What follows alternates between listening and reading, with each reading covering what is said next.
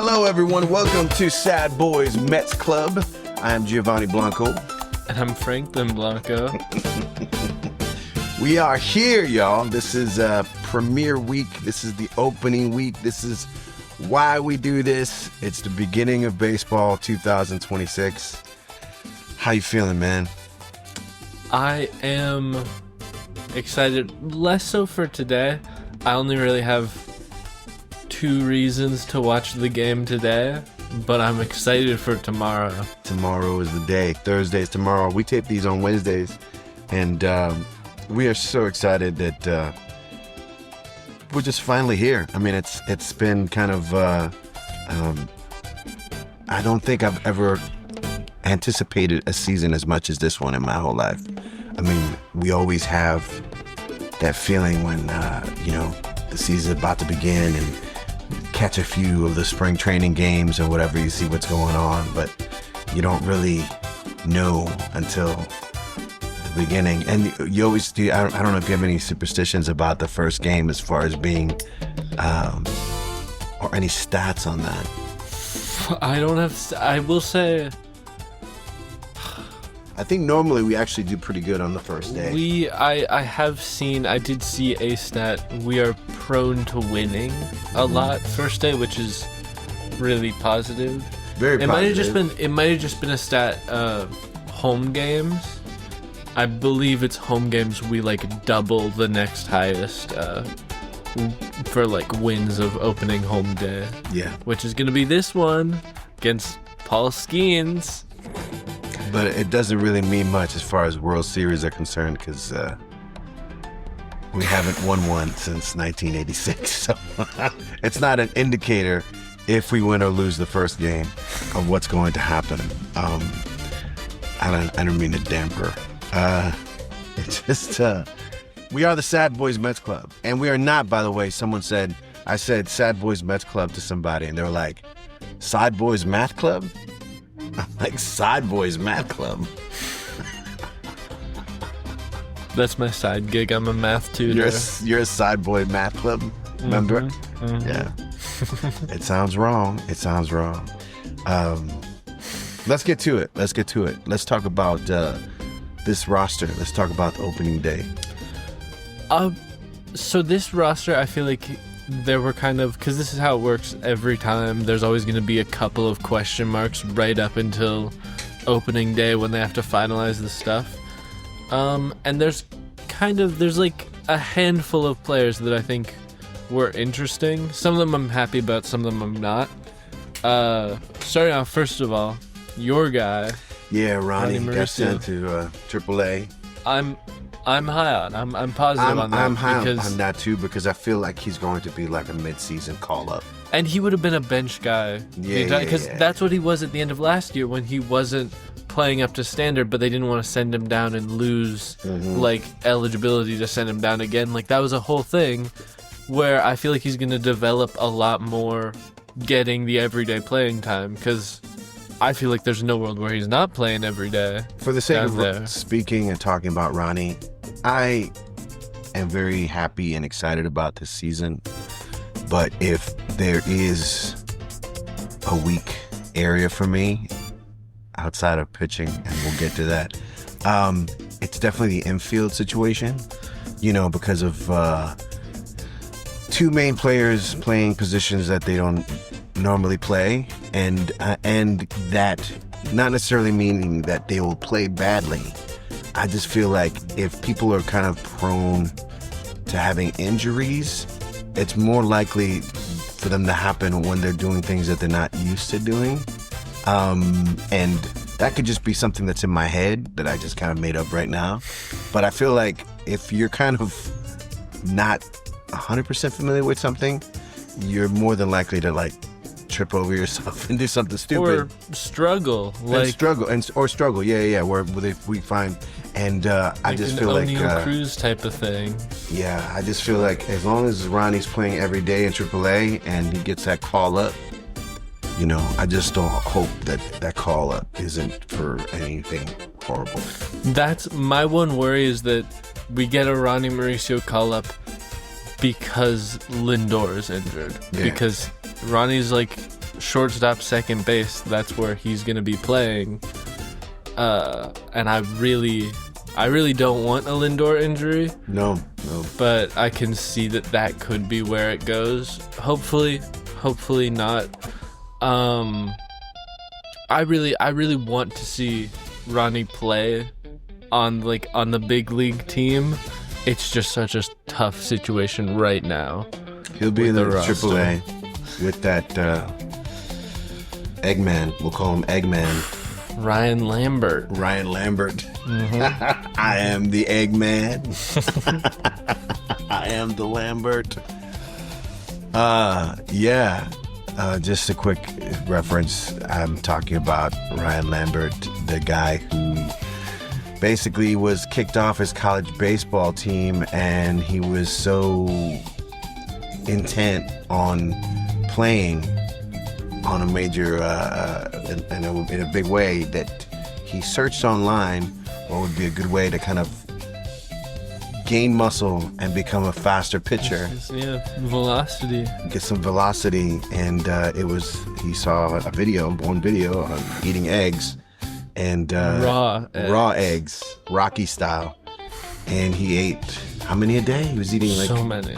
Yeah, too many, but it worked. I heard it was 30, but then you said 100. 100 I was exaggerating. Yeah. He's definitely eaten way more than 100 over the course of his time. Yeah. But I think it was more like 30. But and it worked. And he said that he's down to like 10 eggs a day now. But yeah, it worked. I mean, he ended up getting back into his college team, and then he got also, picked up by the Mets, which he's been playing AAA and kicking ass. So, he's probably going to be a future reliever for us. And honestly, I hate to say this, I kind of want him traded to the Marlins, because they have a chicken mascot. He could be eating eggs every day, straight on the field. But Mr. Met already looks like an egghead. They should have a special egghead Mr. Met. Yeah, good Beatles walk-up music there with the Eggman. But going back to it, let's start with this lineup. Let's official first day lineup. What do we know officially? What are we feeling that's still kind of up in the air? Well, okay, we have the final roster, but there were two last spots that it came down to. Because Mike Tauchman got injured. Devastating, because I just liked his face. Also, he was really good in spring training. He was a lock for the roster. Yeah. In my opinion, I'd been saying it. I thought he was gonna be on the team, because it couldn't have hurt to have an extra guy there, especially considering who's on the roster now. I definitely think it could have been different. So that was a real shame. You mean no Melendez? I'm kidding. Sorry. I'm sure he'll do so great in AAA. And when 3 of our outfielders get hurt, he'll do great on the major league I thought he was team. traded, though. I don't know. I thought he was traded. Good. He's going to the Marlins. Yeah. But it was a team that has more World Series wins than we do. Or do they? They do. They've got 3. They've got 3. 3 in half the time. And they could have had more. They're just a bad business model. Is it though? I think it is. Because of where they are now. Yeah, that's people always discount them, and then they kind of come back and they win. And I mean, here's what I will say: I was only half joking about that Lambert thing, because they're great with weird pitchers. Yeah, they're great with the weirdos that they can make work. That's what I've seen. There's some guys where it's just they weren't doing too good anywhere else, and they're a little different, and then they come to the Marlins. The Marlins are yeah, just be yourself, and that works. And I think that's incredible. Do you think that's so what they told the Marlins. mascot too? They better not. Oh Lord! All right, going back to Tauchman. Yeah, so basically there were kind of up until like a day or two ago, there were 2 roster spots up for debate. There was a reliever spot and In the outfield. a bench guy. Because it was Tauchman, or it was going to be Vidal Brujan or Jared Young. And we know who it was. It was Jared Young, who I loved him last year because he was just such like a silly guy. Like he's just such a guy. But I would have preferred a Vidal Brujan over. I would have assumed that's where they would have gone because we kind of needed that more than Jared. Like I feel like Jared Young is a lot more redundant. Yeah, we kind of have that flavor. Yeah, which is like it's okay because in a perfect world, that bench spot never needs to be used. Like whoever's there doesn't need to be used at all. And he'll be fine if he plays. I think it's just I would have preferred more of that infield defense, but maybe that's just Baty. So Baty can pitch. Baty, yeah. Baty's our Kike Hernandez. Yes, he is. What was I going to say? Oh, I know. Do you want to attack this lineup, the opening roster, as in the batting order? Sure. I don't know if we know the batting order. I mean, I'm we not probably sure. know. We can assume. The first 2 or 3. Yeah, I think they might be batting Soto second. I think so too. I believe that's the belief of all the experts, including us. I have a site that I trust generally, though there's like some things that I don't agree with. But honestly, you trust Pornhub? No, I trust Fangraphs. But I like there are a couple of things here where I wouldn't agree with that, but I think that could be the way the team is going. Yeah. So I believe it, but like it says Soto is batting second. Which Okay. I'm not mad about. No, me neither. I mean, I think when it all depends on that back end too. I love our back end. Let's start with number 1 Lindor. Number 1 Lindor. He's our Shortstop. leadoff guy. He's our leadoff guy, and he's gonna give us a 5-WAR season. Yeah, he's I think last update he was like, I can't promise I'll be back by opening day, because I think he didn't want to like the team probably was like, yeah, don't say you're gonna be back because you might not. But everything was looking good. He's like playing games. I think Lindor will be back first day. And this season looks like, what do you think, another 30-30?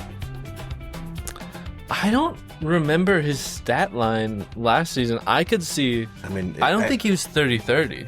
I think it was 30. I don't know if he 30. steals enough bases. I think it was like 30-28. I could see that more because I think he's like he looks like the kind of person who would steal bases, but I don't think he steals that many bases. Yeah. I could definitely see. I think he's definitely hitting 30 home runs. Like I said, I think it's like at least a 5-WAR season because he's so good. Yeah. He's consistently. He looks cool produces. in the mittens too, in the running mittens. I'm excited about that. I think that's perfect. Lindor batting first. Cool. Yeah. Good energy. The invisible C on his shirt. That's never gonna happen. That's never gonna say invisible C. They should just give everybody on the team one of them. I think that would be more everyone fun. should just have a different letter, and then people should guess what this stands for. Aww.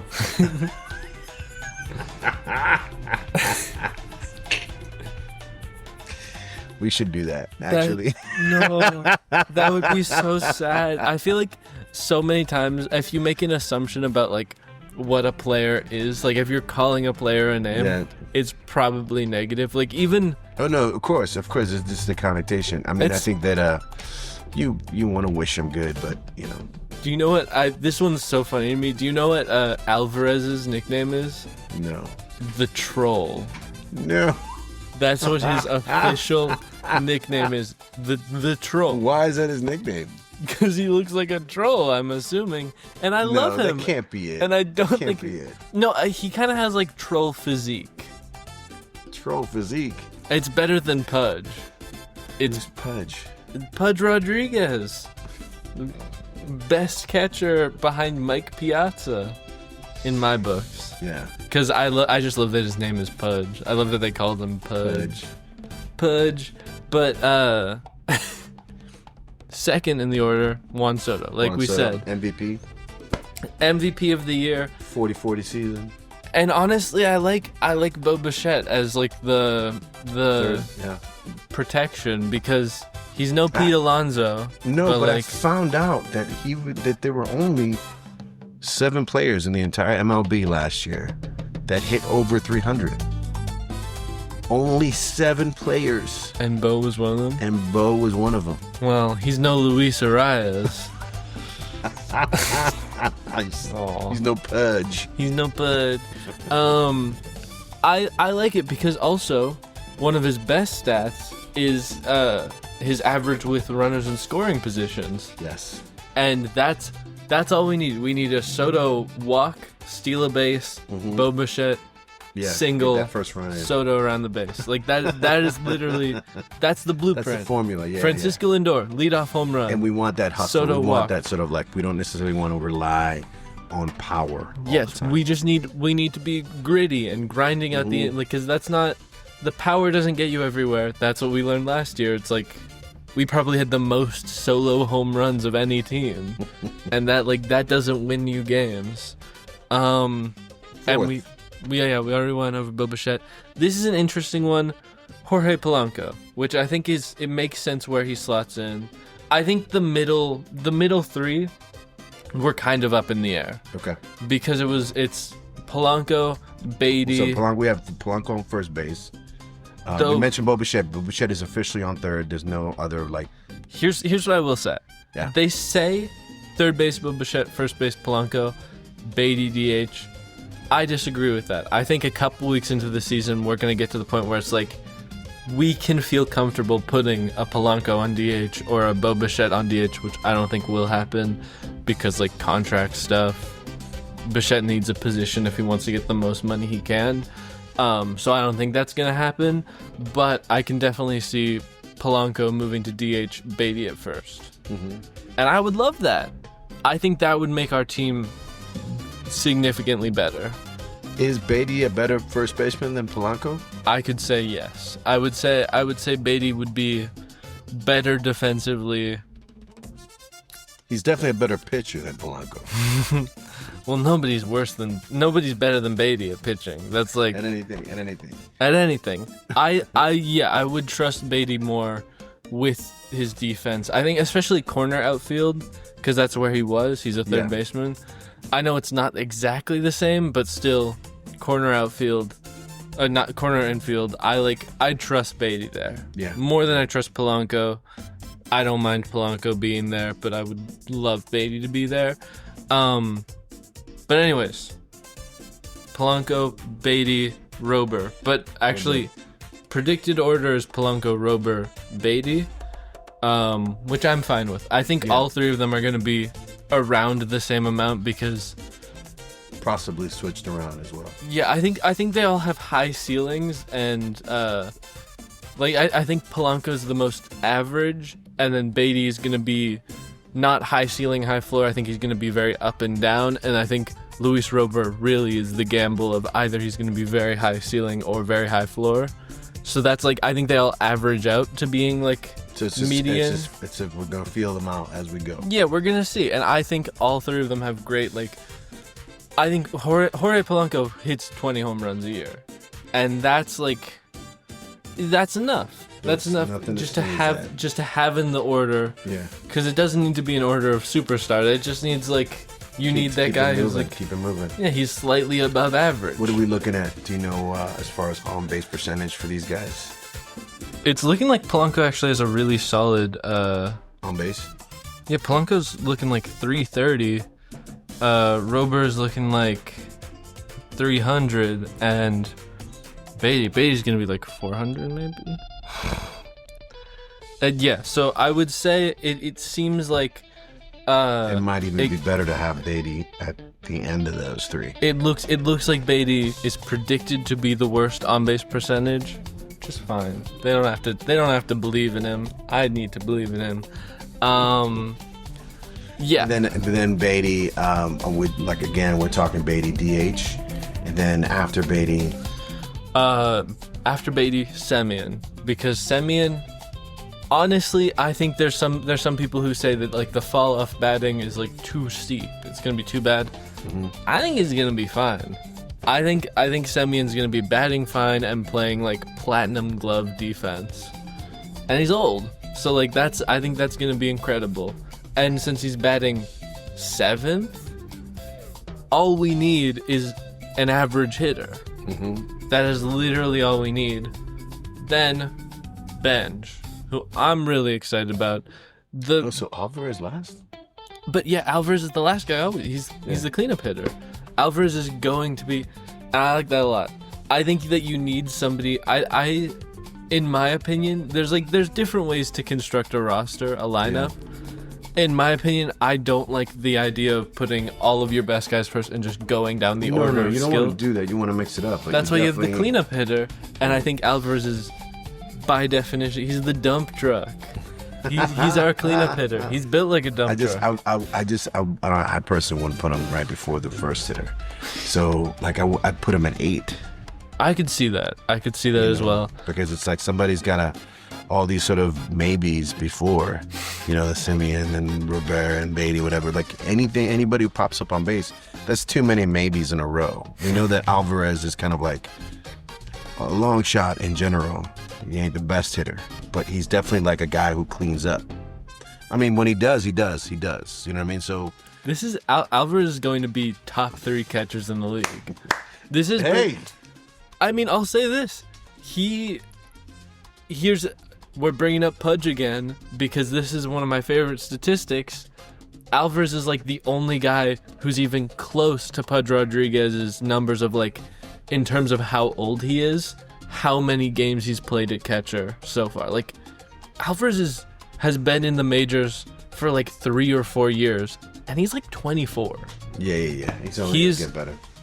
He is continually going up. Plus, end of last year, he was so good. Like, that's the thing. You can't always look at like the full year stats, because a lot of our guys, you look at their end of the year, they're going up.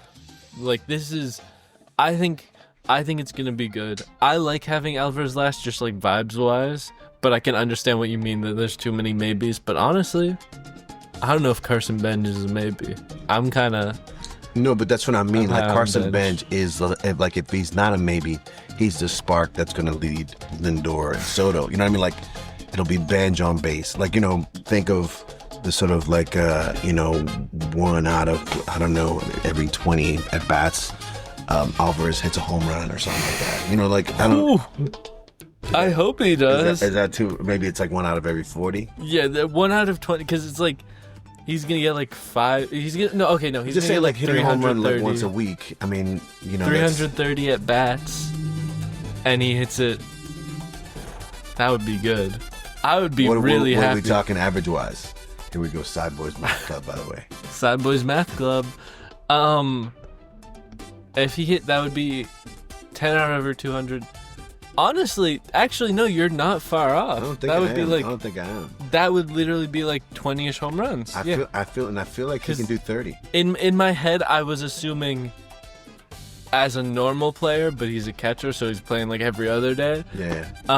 Yeah, honestly, and I think he can do better. I think it wouldn't be 30 home runs. Yeah, I mean, I think he was close last year. And 40 stolen bases. He had like 24 home runs, 24, 25. He definitely had a good stat line. I don't know. I mean, he was really up and down because he started the year injured. Yeah. And then he played really solid, and then he got injured again. And because he didn't get injured again. He tried to change his swing, and then he got sent down, and then came up, and he was a monster. So I don't know how that reflected. I feel like in his year total. He was sent down already with like at least 8 or 9 home runs. Oh, for sure. He has the power. So what do you got for stat day? Power. Very soon we're gonna have not experts, but we'll have people here working with us, bringing up the stats. Oh. What? 18. 11. No. 11 home runs. But he's predicted to hit 21. Yeah. It's because that was the problem. Is he had a really bad year for most of the year because he just was like out of it. He was injured. Going back to my prediction, 30 home runs. He'll be that sort of like occasional home run that'll clean up the maybes. Yeah. And then to have Benge come on after, if Benge hits as promising as is as promising as his potential and how he's been in spring training, or better, then he'll be the true leadoff hitter. You know what I'm saying? Like between him and... Sorry about that. Don't be texting in the middle of this. Somebody's trying to steal my sweet baby boy Jung-Hoo Lee from me, and I will not let that stand. I'm watching the game today. He's one of my 2 reasons. Fantasy baseball trades. Who are you talking about now? Jung-Hoo Lee. Jung-Hoo Lee. Yeah, this guy's trying to trade me Jung-Hoo Lee for Shane McClanahan. Jung-Hoo Lee is like, because in fantasy baseball you have your like good guys and then you have your guys who are like, they might be good. I've got 2 outfielders that like could be good, could be bad. It's Jack Caglione, who I'm high on. I think he's gonna be good. But then Jung-Hoo Lee, he's just my boy. It's like Jung-Hoo Lee is my boy. Jung-Hoo Lee is he's just such a my guy. Boo. He's my boo. He's my boo. And I'm watching today's opening day game because I'm watching for Austin Wells batting 9th and Jung-Hoo Lee batting 5th. And those are my only 2 reasons to care about the Giants or the Yankees. Like, that's... I can't. All right. I can't. So we're back to the lineup. If Alvarez is 8th, then I believe that Benge has the potential to become the real leadoff hitter. You know what I mean? Because at 9th, he'll kickstart Lindor, Soto, and Bichette. If he hits up to the potential. That is where we won't know, because this is like, it's New York. It's going to be his first major league year. I will say this: I don't think the nerves are going to get to him. I'm not like saying a the very, nerves. I'm saying chill the guy. fans. Well, the fans, you can get over the fans. I mean, they're bad. They're definitely bad. We're not bad. We're great. No, it's like there are some bad fans. We're it's like bad as in bad as good. It's like Yankees, Phillies, Dodgers, Mets. No, wait. What about Red Sox? I think we're better than Red Sox fans. I just said it out loud. But the Red Sox have been fine because the Red Sox haven't had anything going on. But no, but that makes them even worse. Okay, no, that's... You have to remember, Francisco Lindor, first coming, his like first 2 years with the Mets, he got booed a lot. Yeah. I don't know if the Red Sox, as of late, have been that bad. I'm comparing only in my baseball experience. Mm-hmm. Yankees, Phillies, Dodgers, because the Dodgers get crazy. Mets, Red Sox. But you've got years of. No, I mean, I'm just saying. It's just that it is his first year, and it's not like it's a rookie year, but they're throwing a lot at him. He got drafted in like 2024. Like he's literally, he just shot straight. He's got a lot on him. I think I agree with you. That's the other reason that I like Alvarez there, is he's more proven. So I trust him more as that like proven bat at the end. Yeah. So that next year, once Benge, we can feel confident in him. I agree that he could be a great 9-hole guy. Like I think he would go great there. I feel like we should see him prove himself first. Yeah. Now that we talked through the lineup, I do have a question. Let's go back to Tauchman. What do we looking at with Tauchman as far as being injured, and who is our backup outfielder? Tyrone. Okay, good. I just didn't know if he was in the mix or not. Tyrone was a lock for the team because actually, once we knew for sure that Christian Pache wasn't making the team, Tyrone Taylor was. He's got nothing on my guy. Tyrone Taylor. Tyrone was on fire, and I can't I didn't have any expectations because I just thought that those memes were funny about all these stats, but.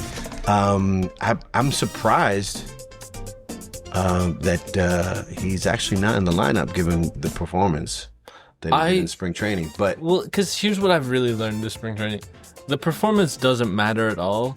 It's kind of like you have to show that you can do stuff, but then sometimes the team already made their choice, and then sometimes it's like Pache was better. He seemed like the attitude. I think they're predicting that it's going to be they're going to be on-off Benge and Taylor because it's going to be righties and lefties. And what is which Tauchman? I do not mind. Tauchman fits in the hospital.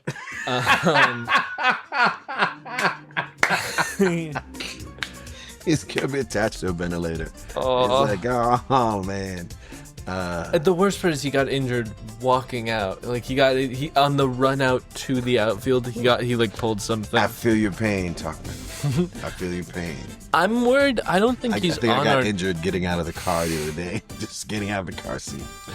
I don't know if Tauchman is. I think maybe if he's officially on the injured list, then he's not in the lineup. I don't know if he's on the injured list. Okay. I think he's in the minors, but I don't even know because it was kind of. I think his contract was if he's not on the major league team, he can opt out. But I think he's not going to opt out because he's injured. So I'm assuming right now Tauchman is in AAA when he recovers. But I don't know for sure. I haven't checked up on the details because that was kind of the thing is if we don't put him on the major league roster, we can just write him off because he's a good enough player. He's going to find somewhere else. But he got injured. So I think right now he's in the minor leagues and won't come up for at least a month. Okay.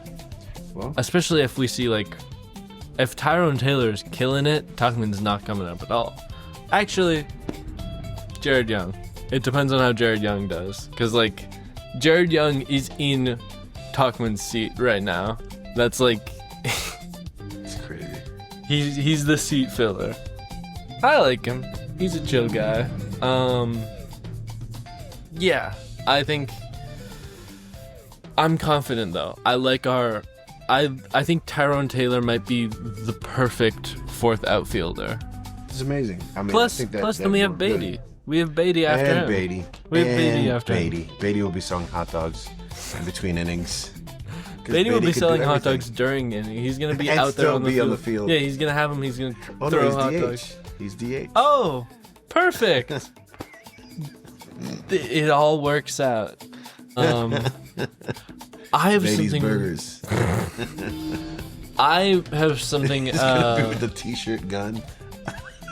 Oh, I wish. I would love that for him. Now that we've gone over the lineup, I want to talk about the rotation because I'm so happy with this rotation. Who's pitching first day? Freddie Peralta, obviously. Obviously, he sat out of the WBC so that he could be pitching. He's gonna be our guy. He's our guy. And then we also have another guy, which is Nolan McLean, but yes. He's projected to be pitching third. Yeah. I think he's actually the final, but which I'm okay with because I think that's a nice spot for him to be Peterson? in. Yeah, okay. It's Peralta, Peterson, McLean, which I like because Peterson, I feel like we can be confident in his solid. He's a solid starter. He's gonna give up a couple of runs, but give you 6 or 7 innings. And I like this spot for McLean because it's a lot less pressure. Without Freddie Peralta, he would have been our starter, our starting opening day guy. Yeah. I like it a lot more where though I would have loved to see him pitching battle with Paul Skeens because he would have won. He would have won. Don't be surprised if it happens at some point. I feel like it should. So I would like to see it. 4 and 5. 4 and 5. This is where it gets fun. I mean, Clay Holmes is our other guy. He's like David Peterson light. Honestly, I think it is Clay Holmes who was one of them I know was a bullpen guy, and then like last year made the transition into being a starter and did so good. And so I have to imagine, I'm confident in both of them to do okay. But then number five, Senga. I've been on the Senga train the whole time, even while he was injured and not very good. And he's back. And he's in the rotation. And looking good. It is like Kodai Senga descended from the heavens. And he's pitching again. And I am so happy. I'm jumping for joy. I love Kodai Senga so much. I think he's gonna be our true sneaky ace. He's gonna sneak right in there. Juan Soto said it, probably because English is his second language, and he didn't understand that the fans would freak out over it. But I think there was an interview question. They were like, "What does it mean for the team if Kodai Senga is healthy?" And he was like, "I mean, yeah, he's our ace." And it's like, yeah, obviously he didn't mean that he knows that we have Freddie Peralta and Nolan McLean. He's just being positive about his teammates. Mets fans. But that's the thing. He's bringing that WBC energy, and everyone's just like, chill. I'm excited, though. I think he is our ace. I think this is going to be big for Kodai Senga. And then the other interesting thing, it was projected to be a 6-man rotation. Sean Manaea is going to be a piggyback starter. So he's still going to get, solid amount of innings, but he's not a starter anymore. And I like that for him. I think he's not... I feel like he's good at getting a couple innings. Well, let's see. I know we pay him as a starter, but no, but if we have if infinite he money. Our star, one of our star people as far as the middle or even imagine this. Imagine we have Kodai Senga, clean 5 innings, Sean Manaea, 7-8 or 6-7, 8, and then Devin Williams for not that is a beautiful rotation. That's what you want. Yeah. I'm so happy. I just had to share how happy I am. I'm sad that Brian Hudson didn't make the team. That was the other roster spot in question, was who's going to be our lefty reliever, because Craig Kimbrell isn't going to make it. And then we got Brian. Yeah, we got Brian Hudson there, and then we got Richard Lovelady, Dickie Lovelady. Back from the Marlins, I think, because they picked him up last year because we weren't using him, and then they didn't use him at all, so he came back to us, and now he's on our roster because he took that lefty reliever spot from Brian Hudson, which is really interesting. I was rooting for Brian Hudson because I have his signature, so he's kind of I'm happy about him. But is he on the AAA? Yeah, he's going to be on our AAA. Okay. Which is it's fine because he's going to be right there, and we need lefties. Besides Brian Hudson that you got the signature from? I got it from... It was either A.J. Ewing or Jacob... It was Jacob Reimer. It was... Because those two guys are, young guys. And... Yeah, and Sean Manaea is a lefty, which I forgot about. So, honestly, I'm kind of happy. Because we had a very right-hand heavy bullpen. And I feel like him... Richard Lovelady, Dickie Lovelady, Sean Manaea, and Brooks Raley is our other left-handed reliever. So I'm not too mad about that. And then we have AJ Minter coming back from an injury soon, and of course, hopefully. Williams. I mean, Devin Williams is a righty. Yeah, that's what I'm saying. Yes. I think it's looking good. I think tomorrow will be, this whole entire weekend will be Italian. We will know what it feels like You know,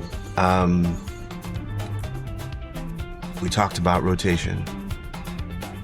I thought it might be fun to pull up the rotation from 1986 and to see who was playing then at the beginning of the season, the last season that we actually won the World Series. We thought it might be fun to bring up the 1986 starting lineup, April 9th, 1986. Pittsburgh. Against Pittsburgh, just like It's Thursday. a sign. It's a sign.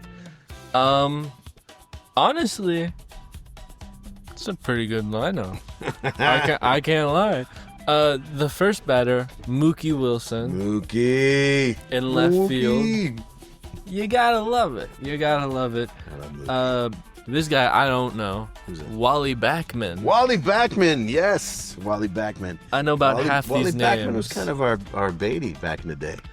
Dude, I mean, he's second base. I can believe it. He's He actually he's out kind there. of looks like him too.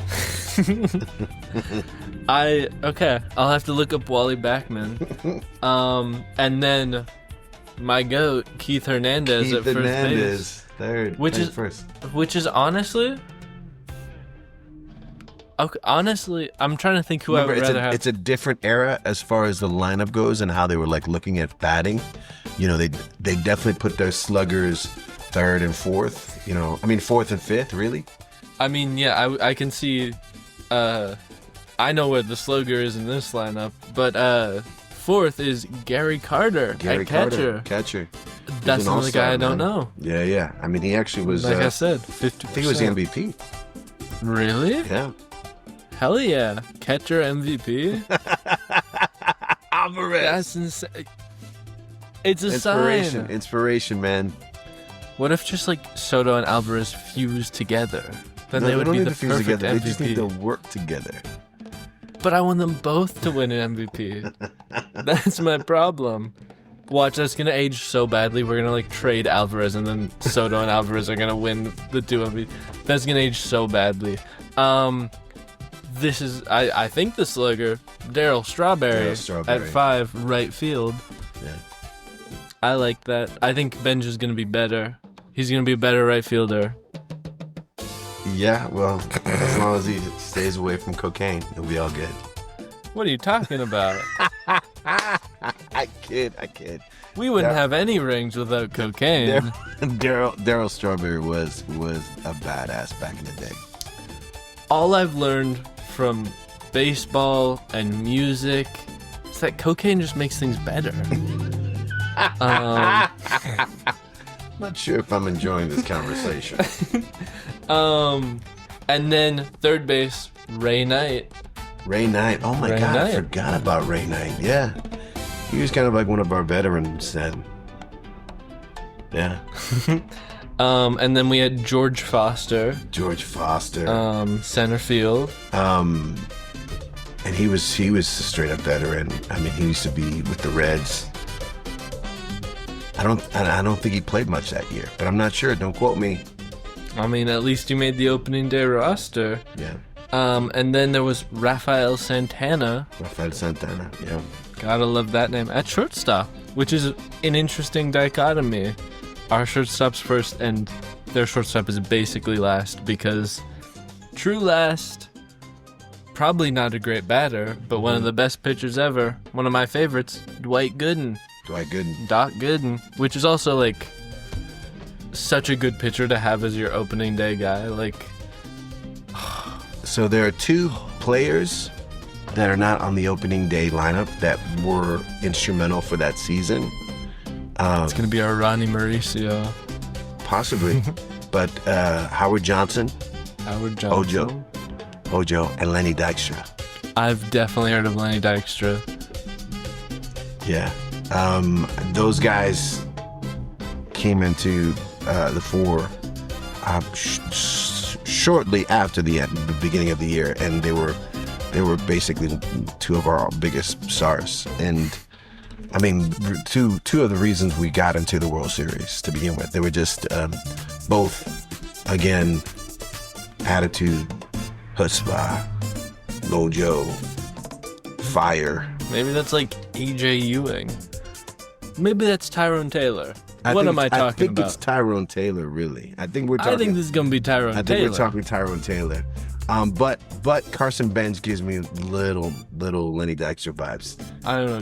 Just you wait and see. Juan Soto, injured. Tyrone Taylor out there in left field, MVP year. 50-50 season. Sure. Let's put the money in the hospital. Just you wait. Just you wait. What a team, man. And then Dwight Gooden. It's insane. And then they also had Ron Darling. Oh yeah, Ron he wasn't Darling. starting, but like he was starting then, but not the first. He wasn't. First game. And I don't think you could. I don't think I could think of a pitcher who would be starting over Doc Gooden. No. I think I'm gonna have to grow a Keith Hernandez stash for the season. I should. Side tangent. There's a security guard at my school, because like there was a whole thing. There used to be a way more, and then they moved to the next school over. I don't know why, but there's one guy who's been here through it all, and I love him so much because he walks around, slicked back hair, like gelled back, big old sunglasses, and the thickest, like his mustache is. It's a Keith Hernandez. It goes over his lip. He's got like a big, massive mustache. And I think that's so awesome. Like that. He's the GOAT. Shout out. I mean, and one time he gave me mustache tips. Like what? Like wax. I mean, yeah, there was a little bit of wax. The main thing was just you gotta wait it out because there's gonna be the ugly stage. But once it gets to your lip, then you got it. Yeah. Then you're there. And you're there, my friend. You're there. Franklin was there at 12. You had the Keith Hernandez at 11. Granted, so did I. So we'll put back-to-back pictures so you can see. And you were a third baseman. Yeah. I was a first baseman because I only have one memory of T-ball, and it was from first base because I was really awful. I would throw the ball to first base because I would field the ball, and then I would throw the ball to first base, but I was the first baseman. And there's nobody there. There's nobody there because I would get the ball and I would panic. I probably would have made a better second baseman when we think about it, but hey, I'm like basically Keith Hernandez. I just need the cocaine and the Seinfeld appearance. And a Seinfeld appearance and an announcer career, which you're working towards. One day. One of these days. You can do without the cocaine. I didn't tell you though. I'm replacing him. Like you saw that he's moving out. I'm the guy. You are the guy. I'm the guy they're bringing up. You're the guy. I'm on contract already. Drinking tea though. Bigelow tea. I love every time I go to the grocery store, I see Bigelow tea, and I'm like, oh my god, I have to try it one of these days. Bigelow tea. So I'm just gonna mention this real quick. Just we were talking about opening day rosters for '86, and this year, the Mets have a 65%. What is it? Rate of winning. Yeah. First day games. Again, it doesn't mean anything for the rest of the year. But it does mean this. We start off more often than not on a good note. Which, honestly... is all we need right now. That's all we need right now. We just need to, actually, I'd be okay if we lost. I just feel like I just need to know what the players are up to. Like, I just need to know that, the players that are supposed to, how do you look? I want to see Carson Benge get a hit against Paul Skeens. That's what I need. Just one hit. It's such an expected, low-scoring game that, if anybody does anything, I'll be happy. You know what I want to see? I want to see Luis Rober fly out to, center field with, a 120-mile-per-hour hit. I just... You want to see the power. I don't want to see any... I don't need to see any, actual production. You want to see that O'Neal Cruz power. Exactly. I just need... Because, honestly, he kind of has the same potential of, he can hit missiles when he's there. Yeah. And I just need to see him hit, because then if you're hitting it pop fly, then that's an angle change. You just need to change. There are things to fix for that kind of thing. while I try to find what I'm trying to find, word of the day. Oh, yes, let's talk about this. So, Dominican word of the day, or phrase of the day. I thought that we would do something that's very common, or popular, or everyday. It's kind of like saying, like, what's up? Or saying, like, it's all good, whatever. And it's tato. Tato. Tato. Tato. Tato. It's a very Dominican thing to say, tato, tato. And it's kind of like an abbreviation of está todo bien. Like everything is good, all is good, all is good. But instead of saying all is good, you're saying this all is. It's like all is. All is. And not even saying the full words. You're saying like all is. You say tato, tato, Tato. tato. So tato. Tato. ¿Cómo está la cosa? Tato. Tato. Tato. You know, tato. Not tattoo. Tato. Tattoo. Not Sad Boys Math Club. It's I mean, hey. Sad Boys Mets Club. I think Austin Wells would say it. Tattoo. Tattoo. I love him. That's how I would be saying. If I could speak Spanish, that is completely what I would sound like. I think we have one goal this year to have at least like a small conversation in Spanish. And it's gonna be with Austin Wells. We're going to Dominican Republic to see some winter games this year. For sure. It's confirmed. It's confirmed. It's confirmed. I found what I was looking for. Yeah? Because this is just great to see. So obviously, sports writers, they love to do their predictions for everything. There's one guy, Mike Puma. I don't know anything about him except that he predicted Dodgers over Blue Jays last year. That was his prediction. Clocked it. This year, guess what he predicted? Mets over Dodgers. No, Mets over Dodgers. What am I talking about? Mets over Yankees. No. Even better. Even better because I want this for them. Mets over Mariners. Oh, really? Mariners? And I would love to see that. First of all, because a Mariners game would be closer to get to. It's probably not going to go exactly like that, but I like the vibes. And I would love the Mariners to make it. First of all, because I like their team. Get my FanDuel money up. Start gambling.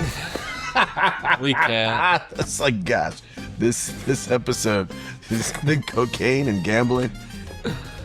We can't. We live in California. No, plus that's you need to play on a team to do all that. Like if you need to actually be in the major league team to do all that. No.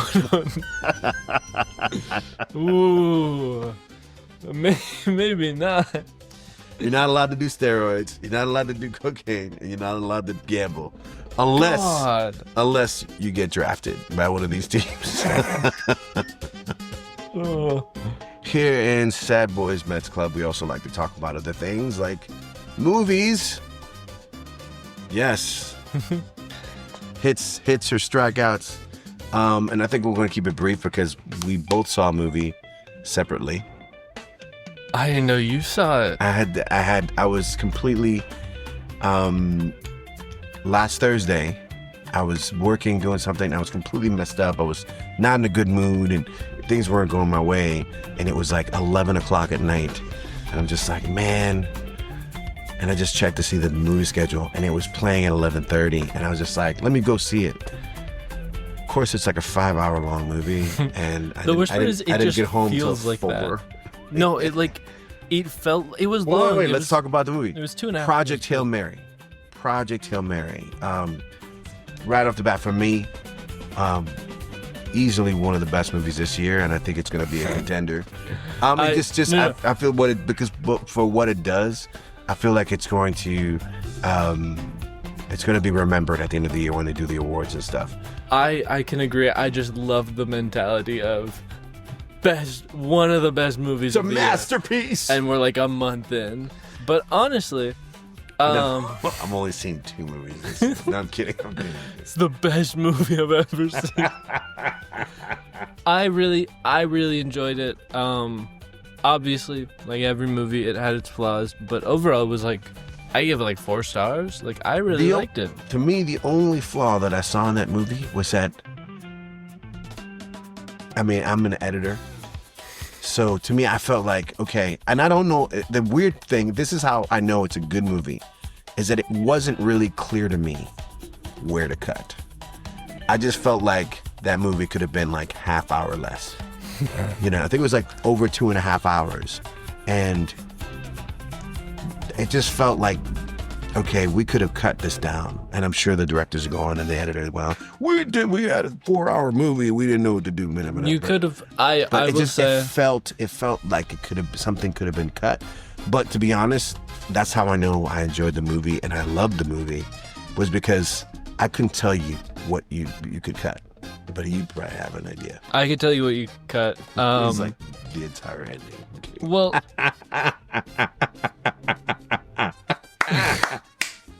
I know there's a part. I know there's a part there.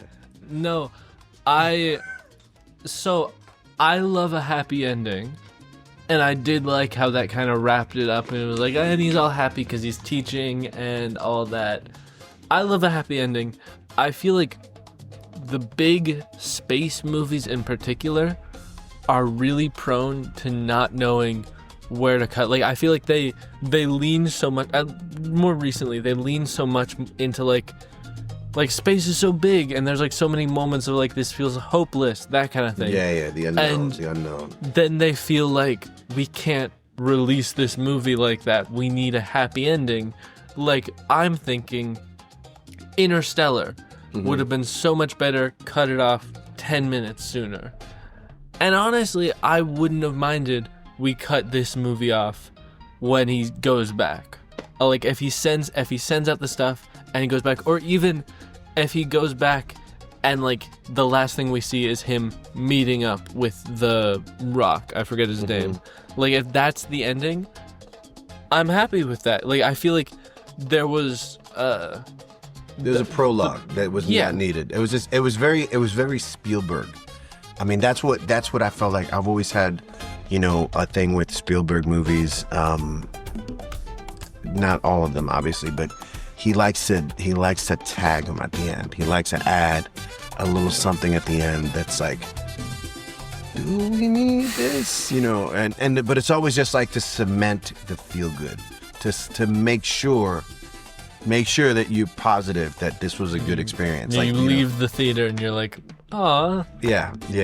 I mean, but it's like, there's definitely like not needed. I love those last shots of the woman. And she's like, she's like older and she's like on the boat. And like, that was just like, I was packing up. I'm like, this is good. You know what I mean? And then still was like another 10 minutes after that. Right. So yeah, that could have been cut. I mean, but I liked that it ended. I will say this. I liked from that ending bit that we found out that he likes the fog. So I appreciated that. But I still didn't need the ending bit. There's so much there at the end. It's just like, yeah, I mean, hey, good for him. Yeah. Happy ending. Yeah. I guess somebody said, like, do we really know that he is going to enjoy being there, being stuck there, or whatever? Are we running the ending tip to? No, we're not going to say anything. No spoilers. But I would. Okay, I have a sidetrack. Whoever did his hair for this movie deserves all of the Oscars. Because if there was ever a question of like, who's the hottest white boy in Hollywood, this movie cemented it, and I feel like in big part, his hair was really good in this movie. For a guy who's been stuck in space and cut his own hair. You know what's really crazy is that halfway through the movie, no pun intended, I had a flashback of another movie that he was in called Half Nelson. I've seen it. Early on in his career, where he plays a teacher. And he's a good teacher. He's a great teacher when he's not on drugs. No, but again, there were some minor parallels there. They were kind of interesting to see him, another almost 20, 30 years later after that movie. I don't know how long it was. Maybe it was like 20 years. It's gotta be. I would reckon it's like I feel like it's gotta be like a. Sugar came out in 2008. 2008. So honestly, yeah, I could see like Same 2006. directors. I could see it being, because I in my head it was half Nelson, Sugar. Mhm. It might have been the other way around, but I know for a fact No, Sugar yeah, came out in Sugar came 2008. after. So I could see it being like Yeah. clean 20 years. And those guys did Little Miss Sunshine too, right? I think one of them did, and then together they did Freaky Tales. Yeah. But I believe one Which, of them. by the did. way, was one of my favorite movies of last year. I could never watch it anymore because of what Pedro Pascal has done. What has I he can't- done? I What has he can't- done? I would cry. He shaved. Have you not seen? Grow it again. No, Oh have you my not? God. It's horrific. He's got the classic don't shave look. He's Yeah. He kind of You always see those flashbacks, or they always like show videos of him when he first started as an actor, and how like kind of awkward he was. I mean, there's one time where he looked good, which was him as Dio in On Buffy, like no, not Buffy. Oh, Dio on like a It Law was and like Order. Law and Order, yeah. Yeah. That was the one time he's ever looked good without a mustache. Yeah. But it's like I can relate to the problem of having that don't shave face. Yeah. And so that's why it hurts even more that he shaved. Like, Well, again, 4 stars from Frankie, 4 stars from me. Project Male Harry. It's definitely a watch. Hail Mary. Hail Mary. My biggest What did I say? Male Harry. The mustache, then. Male Harry.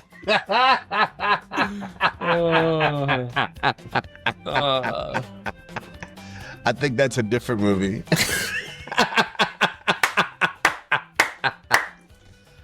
Oh no. Oh my Okay, God. wait.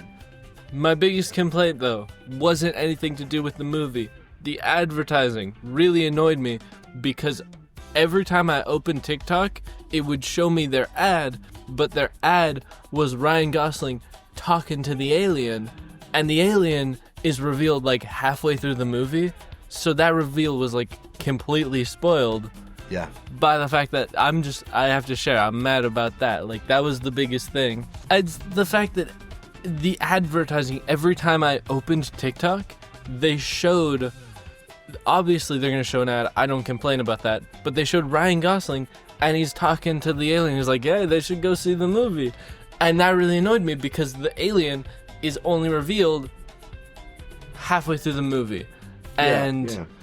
I would have loved for that, but like I think it's a good thing when the movie's biggest problem has nothing to do with the actual movie. Like, I think that's That's a great sign. Yeah. I give the movie credit because I feel like it was dancing between this sort of like your average science fiction movie. So I had like this sort of serious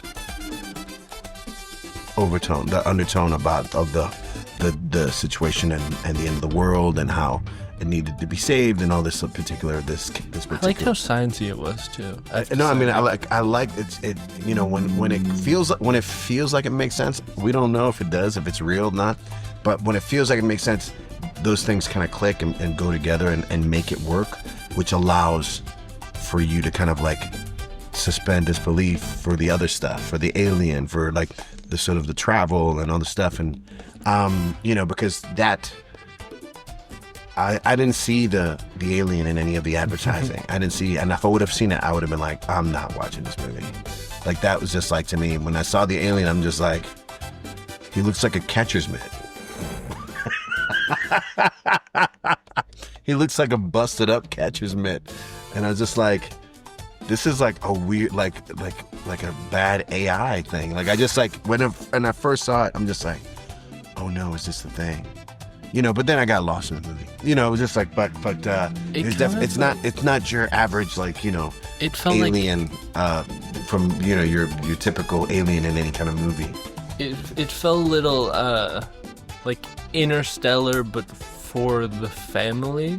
Obviously, like E.T. Interstellar. Exactly. And here's what I'll say. It was like Interstellar until it became E.T. And then all of a sudden, but that's where I give the movie credit. That's like that's what I was kind of getting to before, is that it danced between these two genres in a way that when it at first like hour leading up to the alien, you're you're in interstellar mode it's even better because it doesn't have Matthew McConaughey and it has Ryan Gosling. It's Matthew. Listen, hey man, say what you want to say about Matthew McConaughey. Interstellar is one of his best roles. All right. Yeah. It's one of his best roles. Here's the thing. It's one of his best roles because he kind of doesn't do that much, and it's just the movie looking good. No, but he's emotive, man. I can't get over that scene. No. That scene. Nah, I mean when he's watching the videotape, like the tapes back. I mean, hey, I don't remember any of his acting. That kills me, man. You know, that kills me. My whole memory of that movie is the space shots, because that's why I watch space movies. I watch it to look at space looking pretty. The thing that surprised me the most is that I completely forgot that his son was Timothy Chalamet. Because I hadn't seen it since it came out. And he didn't have any like major roles for years. Oh my god! You know what I mean? Like he didn't do any movies for like 5 years. The worst part is I've seen Interstellar within the last year, and I forgot until now that Timothy Chalamet is the son. I was just like, I saw a clip and I'm just like, oh wait, oh my god, Marty Supreme is his kid. By the way, they were selling Marty Supreme New York Mets hats, and I missed it. They sold out. Now they're on like resale. Yeah, they were like $50. Now they're like $75 resale. I wouldn't get one anyway because like, have you seen my head? Yeah, it's the kind of hat. Also, it like fits. It's like a. It's the kind of hat that I've seen them on Teen where it's like Marty. It's like MRDY Marty Supreme. Well, I think this is a good way to end this. I'm so excited about this season. We're gonna start this off. We're gonna have so much fun, and we're having so much fun doing this. I can speak for myself. Sad Boys Mets Club. It's been so much fun so far. We're gonna keep this going. What do you want to say? Final thoughts about this beginning of the season? There's always next year. Let's go Mets.